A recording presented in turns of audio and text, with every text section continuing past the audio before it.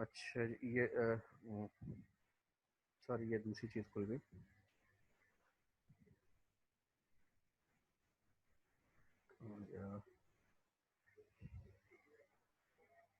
जी, आवाज़ आ रही है मेरी? अभी बीच में डिस्कनेक्ट हो गई थी जी। ज़रा इंट्रोडक्शन है, सबसे पहला आपको जो है लिखना है, फिर उसके बाद है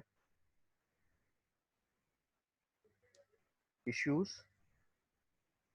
ठीक है ना, ऑफ द सेक्टर्स कह दें या इकोनॉमिक इरा कह दें आप उसको, ठीक है ना। इश्यूज, अगर आप एग्रीकल्चर की बात कर रहे हैं तो जाहिर बात है कि सबसे पहले आपको इश्यूज का पता होना चाहिए, इश्यूज क्या है। बल्कि आई थिंक इससे भी पहले जो एक चीज़ होनी चाहिए इश्यूज से पहले,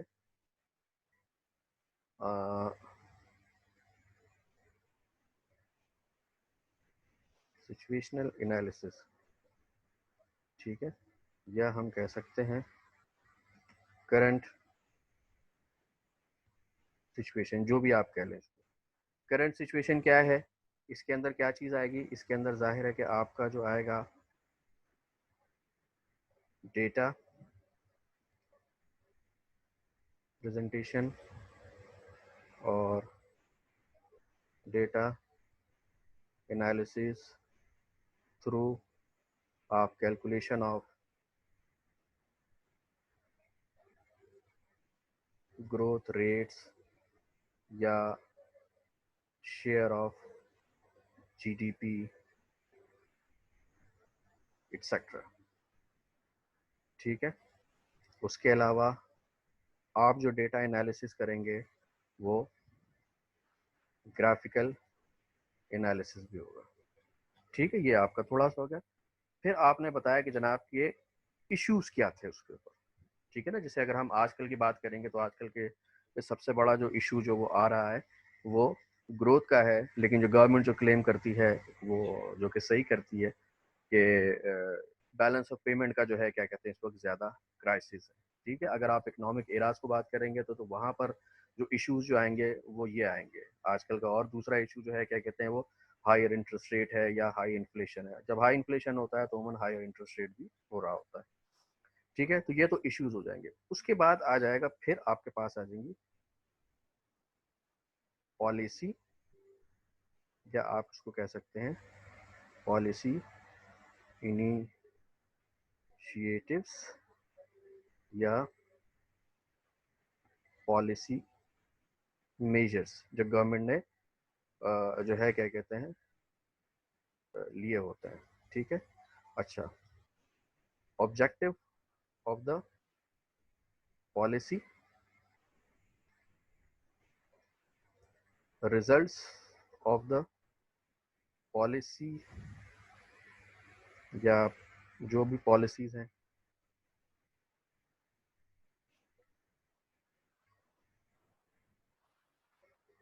कंक्लूजन। कंक्लूजन जो होगा ये आपका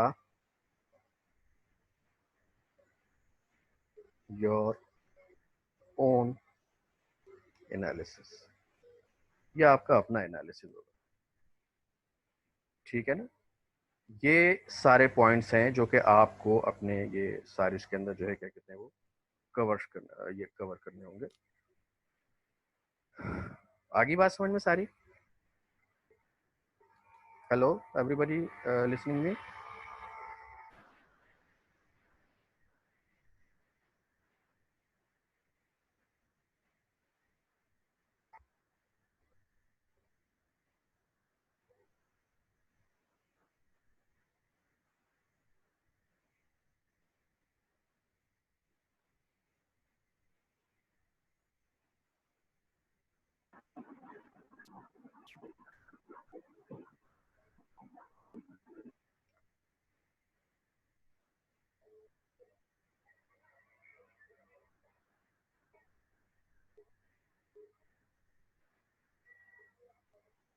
अच्छा जी, देख लिया आप लोगों ने? कोई सवाल हो इसके मुतालिक?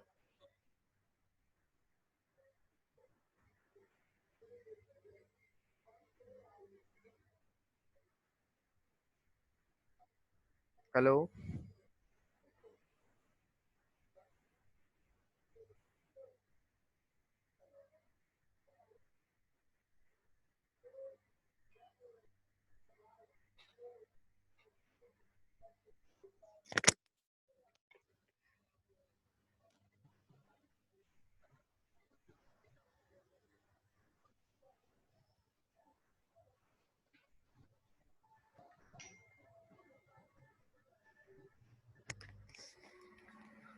हेलो जी, ये मेरी आवाज़ आ रही है आप लोगों को? जी सर, आ रही है आवाज़। चले ठीक है, ये आप सब लोगों को समझ में आ गया है? ये जो मैंने सारा बता दिया आपको, ये स्ट्रक्चर होगा आपकी रिपोर्ट का। अगर आप समझते हैं कि कोई चीज़ ऐसी है जो कि इसके अलावा भी होनी चाहिए, तो कोई ऐसा मसला नहीं, बिल्कुल आप जो है क्या कहते हैं उसको शामिल कर सकते हैं इसके अंदर। ठीक है जी, तो ये आप लोग इसका स्नैपशॉट ले लीजिए, और ये जो है क्या कहते हैं आपकी रिपोर्ट होनी चाहिए। ये जो पेज है मैं इसको सेव करके आप लोगों को ये लेक्चर के बाद जो है ना ईमेल भी कर दूंगा, कि जिसमें ऊपर जो है ये सारे ये टॉपिक लिखे हुए हैं कि कौन कौन से टॉपिक्स हो सकते हैं, और बाकी इसके अलावा जो है क्या कहते हैं ये आपकी रिपोर्ट का क्या कहते हैं बेसिक स्ट्रक्चर होगा। ठीक है, सर अभी अभी कनेक्ट हुआ है हमारा, कनेक्ट नहीं हो रहा था इतनी देर से। अच्छा अच्छा, देखें ये बेसिक स्ट्रक्चर है जो सामने है रिपोर्ट का, जो आपको ये स्क्रीन नज़र आ रही है, इंट्रोडक्शन जिस पे लिखा हुआ है। जी हाँ, तो ये इंट्रोडक्शन देखें, ये हमेशा सबसे आखिर में लिखा जाता है, लेकिन जाहिर है कि सबसे पहला पार्ट होता है। ठीक है ना, इंट्रोडक्शन ये है कि ये आप इंट्रोड्यूस कर रहे होते हैं एक्चुअली कि आपकी रिपोर्ट में है क्या।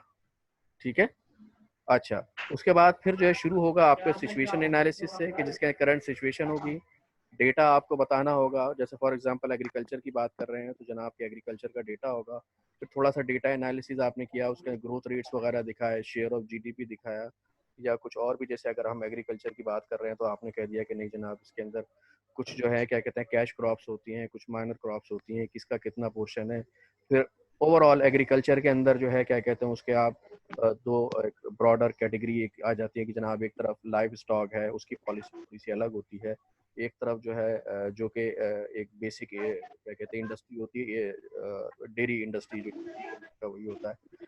ठीक है, दूसरी तरफ क्रॉप्स होती हैं। ठीक है, वो है उसका, और उसका जीडीपी में शेयर जो है वो कितना है।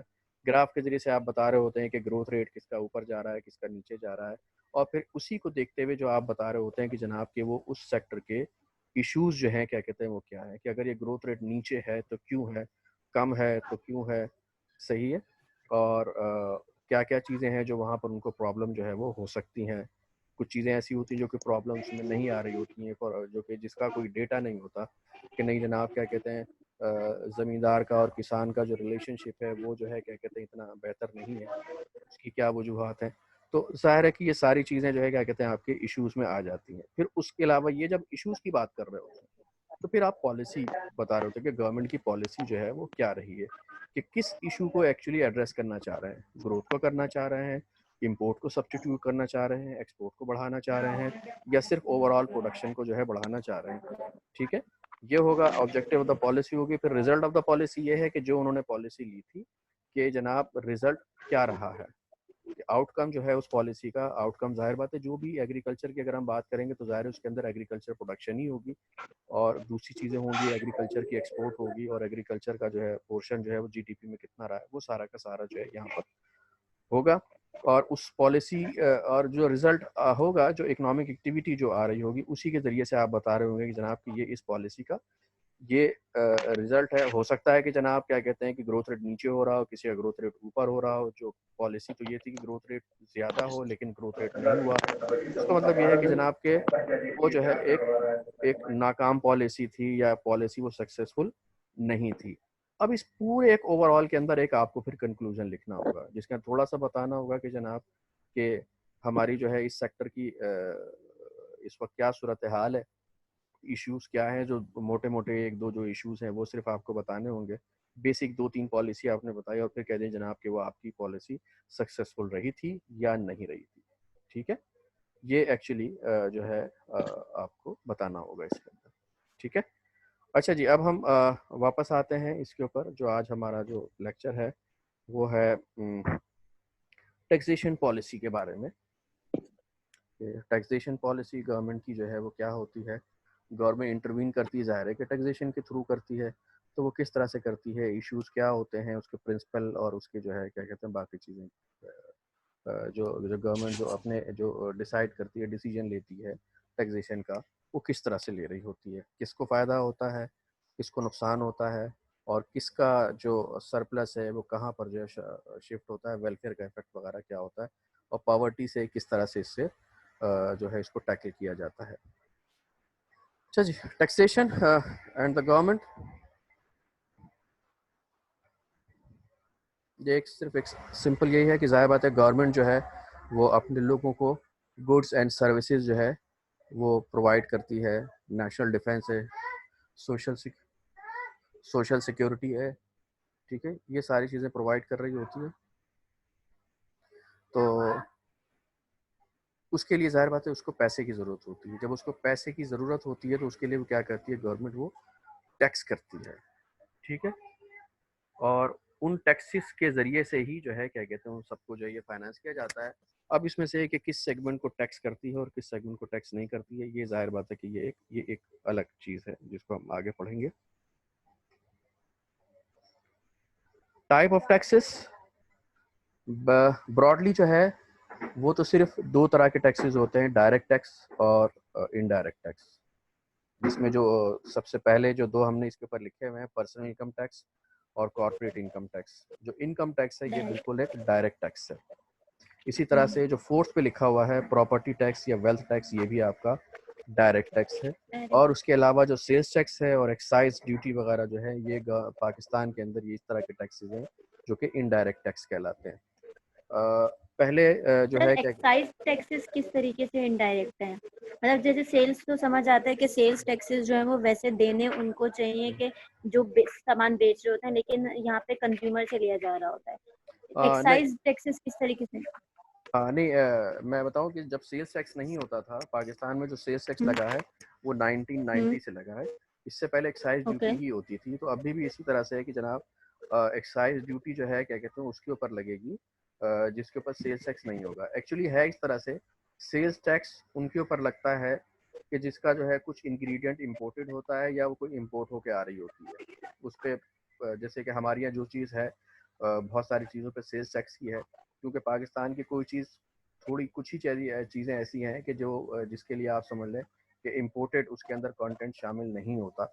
बाकी मतलब प्योरली डोमेस्टिक प्रोडक्ट वो नहीं होती है, तो इस वजह से सेल्स टैक्स ही लगाया जाता है। लेकिन जो प्योरली सिर्फ और सिर्फ डोमेस्टिक प्रोडक्ट जिसकी होती है उस पर जो है क्या कहते हैं एक्साइज ड्यूटी जो है वो लगाई जाती है। जैसे सिगरेट है और इसी तरह से शुगर है, ठीक है, ये इस तरह की चीज़ें हैं कि जो कि जिनको एक्साइज ड्यूटी लगाई जाती है। ये सेल्स टैक्स की है, क्योंकि पॉलिसी ये है कि जहाँ सेल्स टैक्स होगा वहाँ एक्साइज ड्यूटी नहीं होगी, जहाँ पे एक्साइज ड्यूटी है वहाँ पर सेल्स टैक्स नहीं होगा। दोनों एक साथ जो है इम्प्लीमेंट नहीं किए जा सकते। तो अच्छा सर जी, सेल्स टैक्स भी तो हम उन्हीं चीजों पे लगाते हैं जो यहीं पर हम मैन्युफैक्चर कर रहे होते हैं। जी नहीं तो देखिए मैं डिफरेंस कह रहा हूँ ये इनडायरेक्ट टैक्स है ना। इनडायरेक्ट टैक्स का मतलब ये होता है कि मैं जैसे फॉर एग्जांपल के जनाब मैं हूँ डालडा घी बनाने वाला, गवर्नमेंट सेल्स सही टैक्स है। मुझसे ले लेती है, ठीक है। जब मुझसे सेल्स हम्म। टैक्स ले लेती है तो फिर मैं क्या करता हूँ उसको अपनी जो मेरी जो प्रोडक्ट है उसके अंदर ये 17% सेल्स टैक्स शामिल ऐड। करके फिर आपसे पैसे लेता हूँ। तो गवर्नमेंट ने असल में हम्म। तो आपसे ही लिया है, कंज्यूमर से ही लिया है, लेकिन इनडायरेक्ट लिया है कि जनाब पहले से जो है उन्होंने ले लिया है। बिल्कुल इसी तरह से जो चीज़ एक मैंने नहीं लिखी इसके अंदर, जो कस्टम ड्यूटी होती है वो भी जो है हम्म। सेल्स ये वो भी एक क्या कहते हैं इनडायरेक्ट। इनडायरेक्ट टैक्स है, क्योंकि कस्टम ड्यूटी जो है at the time of import जो है इम्पोर्टर पे कर देता है, लेकिन ये है कि फिर वो आपसे अपनी कीमत में उसको शामिल करके जो है फिर दोबारा कर सकता है उसको उसको मतलब ये ले सकता है। तो इस वजह से हम उसको इनडायरेक्ट टैक्स कहते हैं। इनकम टैक्स तो जाहिर बात है डायरेक्ट टैक्स है, वो ये थोड़ी कहेगा नहीं जनाब कि मैंने इनकम टैक्स पे किया तो लाओ आप मुझे उसमें से दो। नहीं इनकम वो की तो तो उसकी डायरेक्ट अपनी इनकम, से। तो वो इस वजह से वो डायरेक्ट टैक्स कहा जाता है, ठीक है। हम्म। अच्छा जी,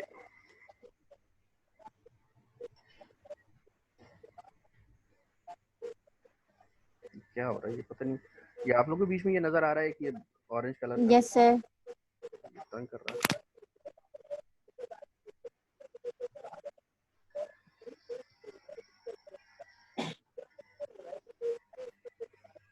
अच्छा जी, sir and role, and show कर। सही। अच्छा एक minute, what is the role of government. तो रोल ऑफ द गवर्नमेंट ये मैंने थोड़ा सा आपको जो है क्या कहते हैं इस तरह से बता दिया कि गवर्नमेंट का रोल जो होता है, ज़ाहिर बात है आजकल गवर्नमेंट, एक तो ये है कि providing stable set of institution, बहुत सारे इंस्टीट्यूशन है जो कि आपको सर्व कर रहे होते हैं। उसके अंदर सबसे जो नज़र आ रहा होता है सामने वो लॉ एंड ऑर्डर का होता है, और बहुत सारी ऐसी चीज़ें हैं जो कि गवर्नमेंट जो है यूटिलिटी प्रोवाइड करती है, तो वो इंस्टीट्यूशन है। फिर प्लस कुछ और चीज़ें भी हैं जो कि एजुकेशन है, हेल्थ है, इस तरह की सारी चीज़ें जो होती है गवर्नमेंट प्रोवाइड कर रही होती है। और फिर उसके अलावा कुछ उसके ऐसे भी काम होते हैं जो कि डायरेक्टली जो है क्या कहते हैं वो उनको बेनिफिट तो नहीं कर रहे होते, लेकिन जो है बहरहाल वो ज़रूरी होते हैं किसी भी, जैसे फॉर एग्जांपल के फॉरेन अफेयर्स डिवीज़न होता है, इकोनॉमिक अफेयर्स डिवीज़न होता है, तो वो जाहिर है कि वो क्या कहते हैं डायरेक्ट कोई आपको जो है कोई सर्विस तो नहीं दे रहे होते हैं, लेकिन इनडायरेक्टली जाहिर बात है कि इनका एक बहुत बड़ा रोल होता है। तो उसका भी उसको उस पूरी मशीनरी को रन करने के लिए पैसे की ज़रूरत होती है, जो कि जाहिर है कि वो लोगों के टैक्सेस से ही आ रही होती है। तो इसके अलावा जो है प्रोमोटिंग इफेक्टिव वर्केबल कंपटीशन, जो कि ये जो है आपका कुछ इकोनॉमिक जो है क्या कहते हैं इसका एस्पेक्ट है, इफेक्टिव एंड वर्केबल कंपटीशन, और करेक्टिंग फॉर एक्सटर्नैलिटीज, और creating environment that foster economic stability, providing public goods, ये सारी की सारी जो है इकोनॉमिक से जो है वो रिलेटेड है। और उसके अलावा एक और भी है, adjusting the undesirable market result, जो मैंने आपको एग्रीकल्चर में जैसे बताया था कि अनडिज़ायरेबल मार्केट रिजल्ट्स क्या होते हैं, कि आपका जो इक्विलिब्रियम होता है वो स्टेबल नहीं होता बल्कि अनस्टेबल होता है। या इसी तरह से और भी चीज़, कुछ इमरजेंसी वगैरह सूरत हाल, जैसे आजकल जो है इमरजेंसी की सूरत हाल है, तो जाहिर है कि उसको गवर्नमेंट को फिर बहुत सारी चीज़ों का एडजस्टमेंट करनी होती है। कि जैसे अभी उन्होंने कल ही जो है क्या कहते हैं गवर्नमेंट ने बहुत सारी चीज़ों का ऐलान किया है, तो जाहिर बात है कि वो सारी चीज़ें क्या है, वो अनडिज़ायरेबल मार्केट रिजल्ट्स को एडजस्ट करने के लिए ही ये सारी की सारी चीज़ें हैं। मैं थोड़ा सा इसको क्विकली जाऊँगा, क्योंकि ये how much should government tax, ये मतलब जाहिर है कि जितना गवर्नमेंट टैक्स कितना कलेक्ट करेगी, जाहिर है कि जितना गवर्नमेंट का एक्सपेंडिचर, और गवर्नमेंट सबसे पहले अपने एक्सपेंडिचर कैलकुलेट करती है। कि याद रखिए गवर्नमेंट पहले अपने टैक्स कलेक्शन नहीं कैलकुलेट करती, बल्कि पहले गवर्नमेंट अपने एक्सपेंडिचर कैलकुलेट करती है। फिर वो जब ये उसको पता लग जाते हैं कि इतना एक्सपेंडिचर चाहिए, तो फिर उसके बाद जो है क्या कहते हैं उसके लिए अपने रिसोर्सेज तलाश करती है कि जनाब कहाँ कहाँ से इसको फाइनेंस किया जाएगा। तो जाहिर है कि उस फाइनेंसिंग के अंदर वो टैक्स भी शामिल है। इसी वजह से यही होता है कि बहुत दफ़ा गवर्नमेंट को क्योंकि देखना पड़ता है कि उसके एक्सपेंडिचर ज़्यादा हैं, और उसके लोगों में या उसकी इकॉनमी में इतनी कैपेसिटी नहीं है कि 100% जो टैक्स से पूरा किया जाए।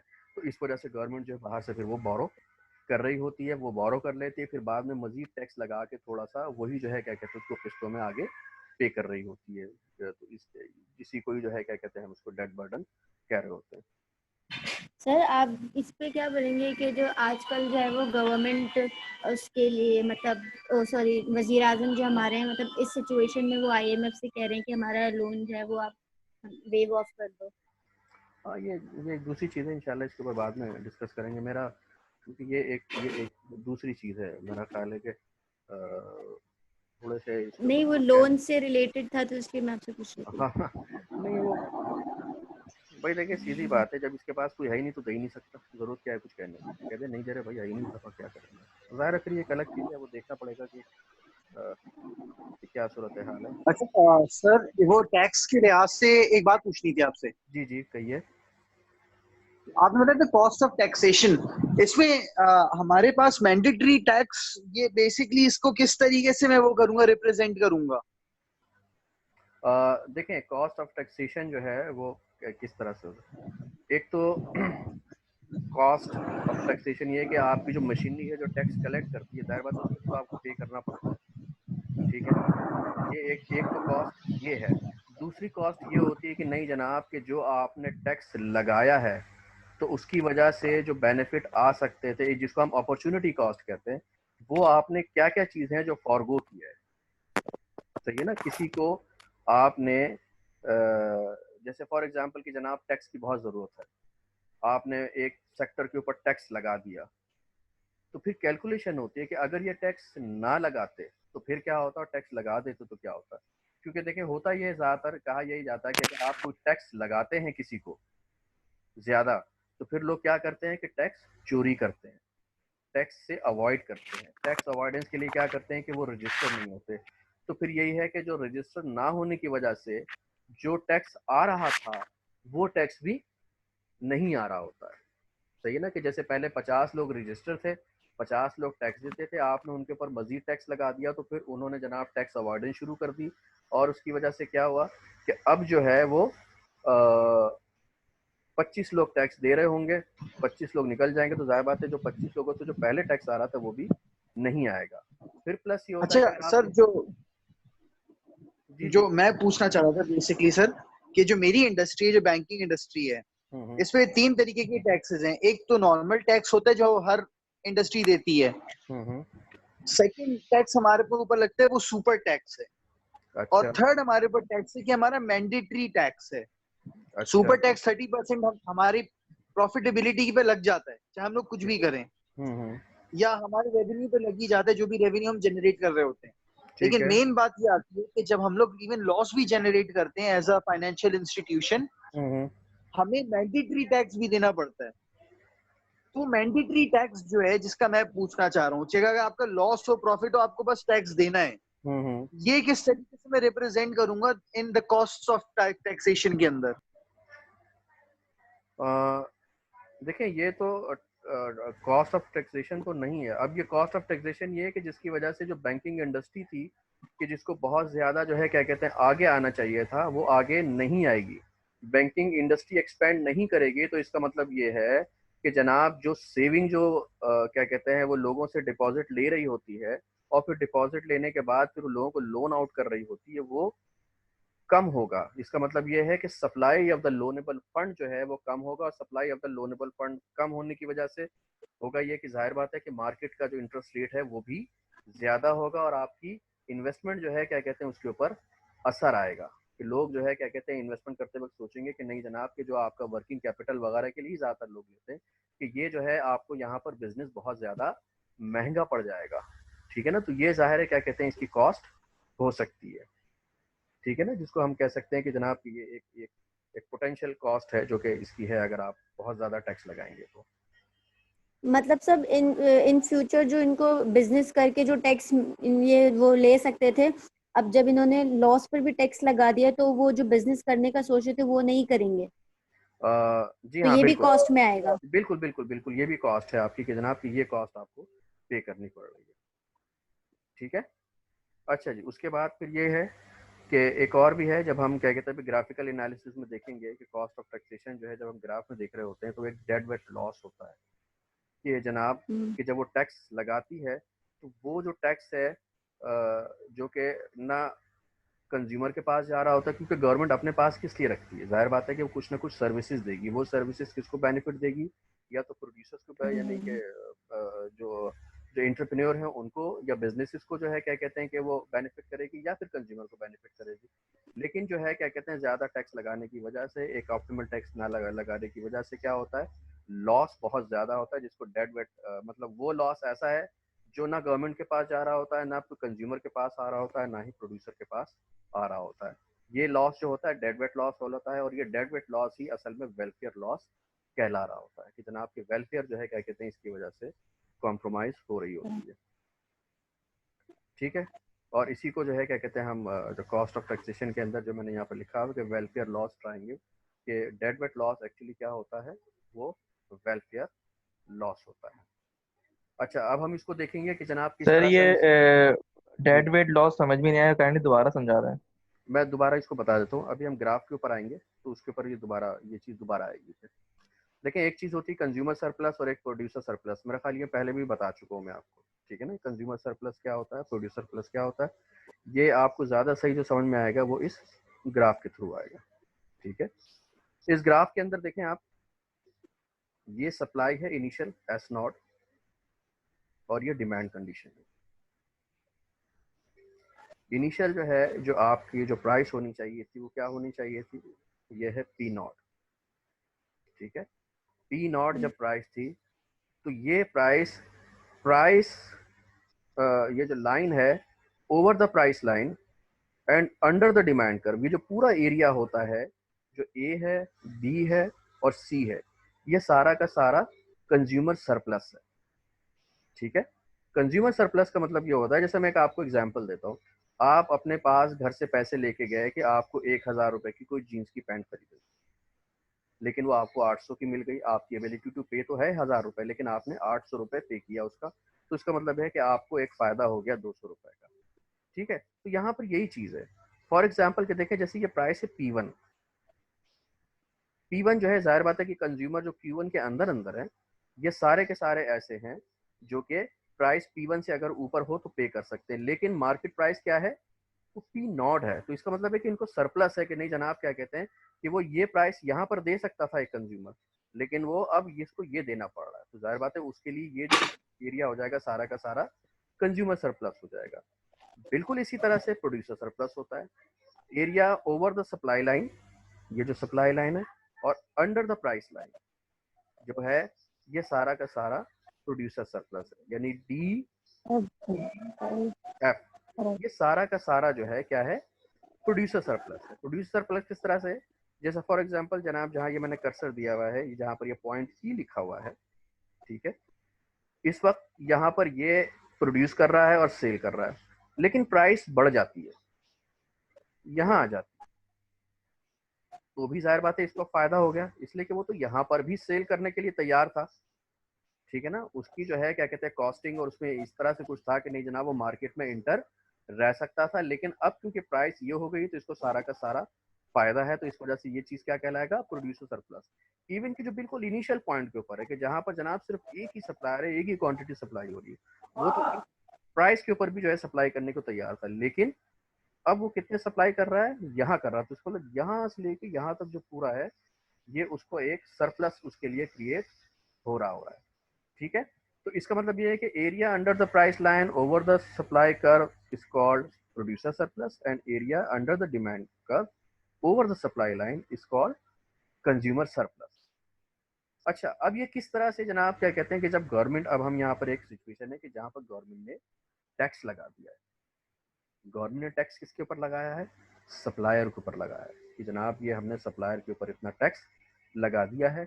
ये टैक्स क्योंकि सप्लायर पर लगा है, तो इसका मतलब ये है कि ये आप समझे कि ये इनडायरेक्ट टैक्स है, ये डायरेक्ट टैक्स नहीं है। सप्लायर को जो टैक्स लगा है वो इतना टैक्स लगा है जिसकी वजह से ये प्राइस बढ़ के यहाँ आ गई है। अब जो सप्लाई लाइन है जो शिफ्ट हुई है वो यहाँ से उठ के इधर चली गई, जितना टैक्स का अमाउंट था उसी टैक्स के अमाउंट के साथ जो है सप्लाई लाइन ये यहाँ पर शिफ्ट हो गई है S1 के ऊपर। S1 के ऊपर जो है अब क्या हुआ इसके ऊपर के इक्विलिब्रियम पॉइंट अब यहाँ से उठ के यहाँ पर आ गया। ठीक है, इस पॉइंट के ऊपर क्वांटिटी सप्लाई Q0 से कम होकर Q1 पे आ गई है, और प्राइस जो है वो रिड्यूस हो इंक्रीज होकर P0 से P1 के ऊपर आ गई है।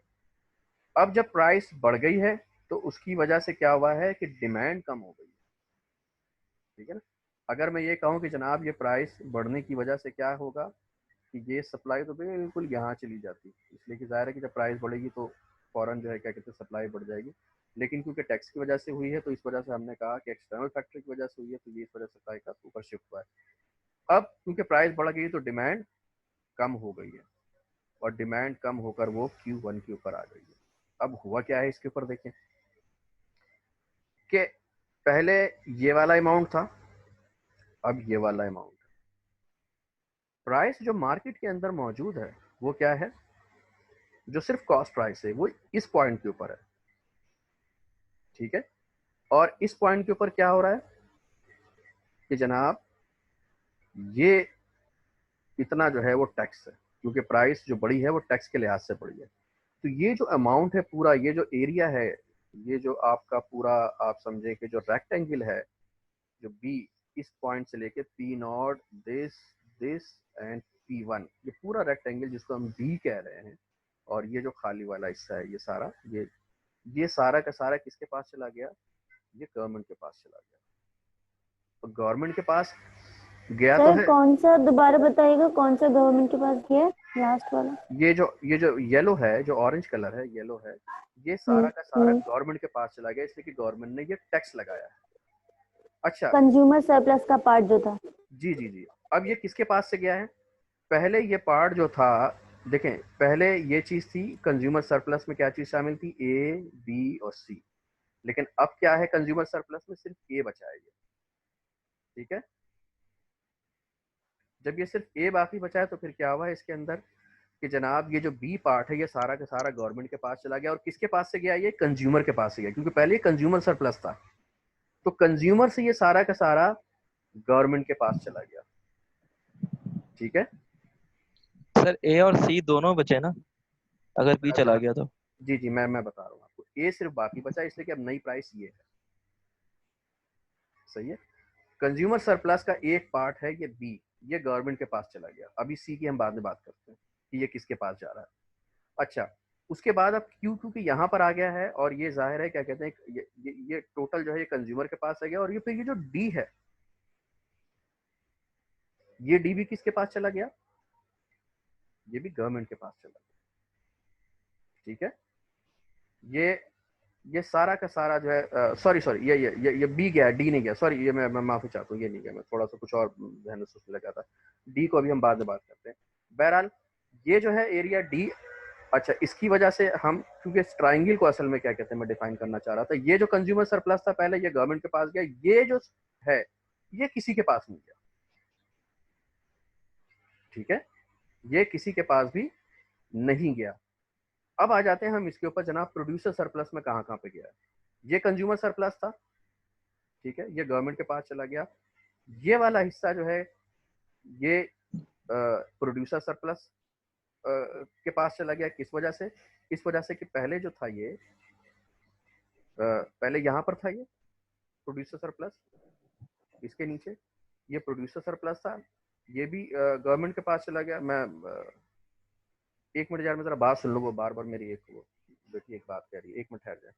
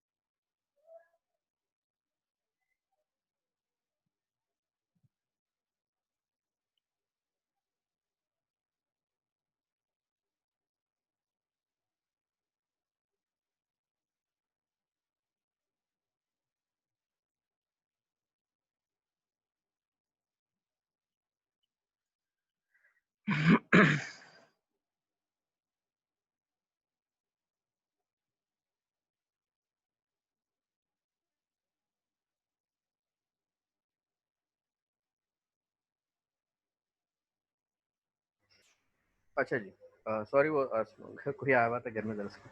अच्छा जी, हम आ जाते हैं इस पे, यार ये क्यों आ रहा है बार बार।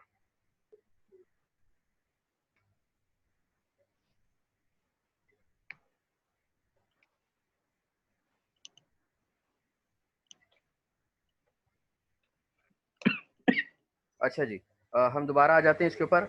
ये मैंने कहा कि आपने गवर्नमेंट ने जो है क्या कहते हैं ये टैक्स जो है क्या कहते हैं सारा का सारा लगाया हुआ है। अच्छा, इसमें से ये कंज्यूमर सरप्लस कौन सा था इसके ऊपर, ये वाला था ए बी सी, जो टैक्स से पहले था, ठीक है। जब गवर्नमेंट ने टैक्स लगा दिया इस अमाउंट के साथ, तो ठीक है, इस अमाउंट के ऊपर जो है प्राइस ये हो गई, और क्वांटिटी सप्लाई जो थी वो यहाँ पर हो रही है इस प्राइस के ऊपर जो प्राइस हुई है, लेकिन जो उनकी कॉस्ट प्राइस है वो यही है जो यहाँ पर आई है, ठीक है। ये जो पॉइंट है इसके ऊपर, राइट, क्योंकि देखिए जो टैक्स का अमाउंट है ये बिल्कुल पैरेलल, ये जो अमाउंट है और ये जो है क्या कहते हैं बिल्कुल बराबर है इसके ऊपर।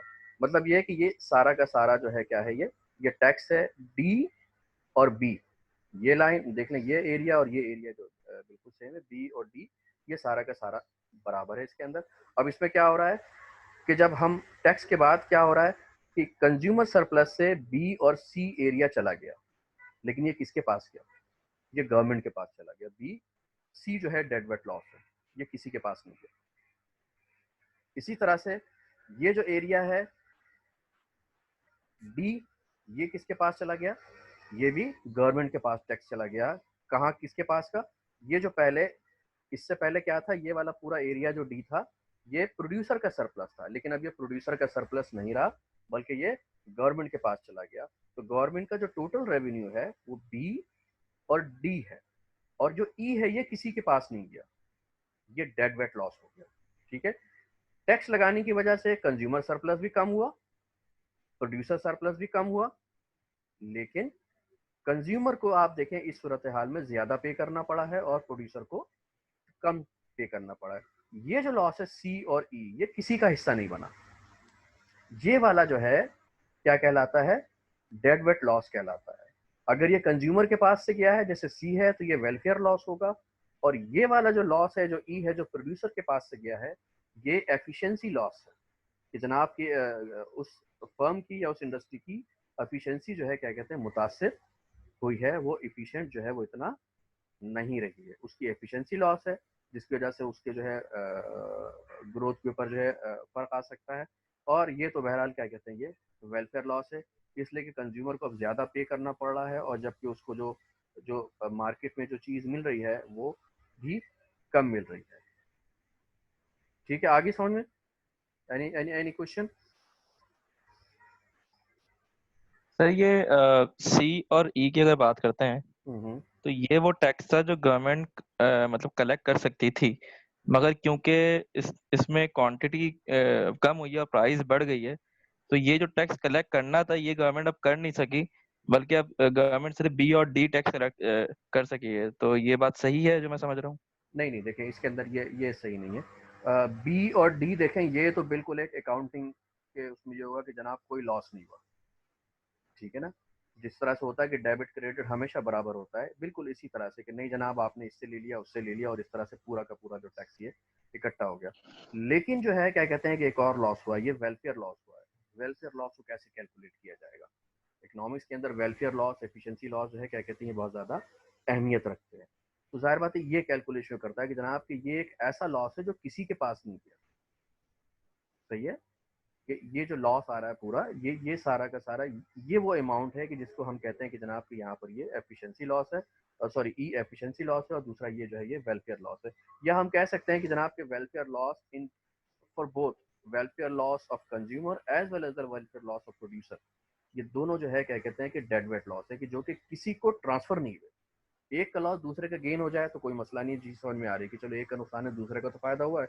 लेकिन यहाँ पर क्या हो रहा है कि ये एक ऐसा लॉस है जो कि गायब हो गया अचानक, वो किसी का भी नहीं हुआ, सही है, तो ये हम उसको जाहिर कर रहे हैं। सर ये गायब होने का रीजन यही था ना कि उसकी जो प्राइस है या अगर हम प्रोड्यूसर के एंड से सोचें तो उसकी कॉस्ट क्योंकि चेंज हुई, चेंज इन कॉस्ट या प्राइस होने की वजह से ये गवर्नमेंट रिकवर नहीं कर सकी ना, नहीं इतना टैक्स रिकवर नहीं कर सकी हाँ नहीं आप जब ये गैप आया बीच में। जी मैं ये कहना चाह रहा हूँ इसके अंदर कि मतलब ये होता है कि जनाब जब कोई टैक्स लग जाता है किसी के ऊपर, कोई हेवी टैक्स लगा दिया जाए, किसी इंडस्ट्री कर दिया जाए, तो हमेशा जो है क्या कहते हैं फिर डिसीजन जो होते हैं वो मैनेजमेंट के फिर चेंज होना शुरू हो जाते हैं कि इसको एक्सपेंड करना है, इसको एक्सपेंड नहीं करना, इसको जनाब क्या कहते हैं आउटसोर्स करना है, इसको सेल आउट करना है, या हमारी स्ट्रेटेजी क्या होगी क्या नहीं होगी, वो सारी चीज़ें जो है क्या कहते हैं वो डिसीजन जो है वो चेंज होना शुरू हो जाते हैं। असल में ये वो चीज़ है, ठीक है, जिसकी वजह से आपको जो है क्या कहते हैं मतलब ये है लॉस, ये हम मतलब उसको जा रहे हैं कि टैक्स लगा दिया, टैक्स लगाने की वजह से क्या हो रहा है कि यार प्राइस बहुत ज़्यादा बढ़ गई है, प्राइस बढ़ने की वजह से कंज्यूमर हो गए कम, तो अब ये प्राइस तो बढ़ गई है लेकिन जो भी प्राइस बढ़ी है सारी की सारी कोई हम थोड़ी लेके जा रहे हैं, बल्कि क्या होता है कोई और लेके जा रहा होता है। क्योंकि देखिए जब गवर्नमेंट जो है किसी चीज़ के सेल प्राइस बढ़ा रही होती है, जैसे मैं एक आपको सिर्फ एग्जांपल देता हूँ कि अगर आप किसी जो बहुत सिंपल सी एग्जाम्पल ये होती है कि जनाब जब हम सब्जी जब बहुत महंगी हो रही होती है तो फिर हम क्या जवाब सुनने को मिल रहा होता है कि नहीं जनाब के जो सप्लायर है या जो होल सेलर है मुझे वो महंगा दे रहा है। मिसाल के तौर पर जो है क्या कहते हैं जब होल सेलर जो है क्या कहते हैं उसको 10% उसकी प्राइस बढ़ा रहा होता है, लेकिन रिटेलर जो होता है क्या करता है वो थोड़ी सी 15% बढ़ा रहा होता है, ठीक है, इसलिए कि उसको नुकसान का ज़्यादा खतरा होता है और नुकसान को करने के लिए तो जाहिर बात है इस तरह की वो डिसीजन होती हैं जो कि कंज्यूमर को मजीद जो है क्या कहते हैं वो नुकसान दे रही होती हैं और बिजनेस को जो है क्या कहते हैं एक्सपैंड होने से और ज़्यादा रोक रही होती हैं। ये उस तरह की चीज़ें होती हैं कि जिसको ये समझें कि एक हम एग्जैक्टली जिसका क्या कहते हैं कैलकुलेशन तो जाहिर है कि नहीं करते, लेकिन ये एक तरह से एक एस्टिमेटेड होता है कि नहीं जनाब इसकी वजह से हमें इतना नुकसान हुआ है। ठीक है, ये जो कॉस्ट ऑफ टैक्सेशन की बात हो रही थी, असल में यही पूरा कॉस्ट ऑफ टैक्सेशन है कि सी और ई जो है ये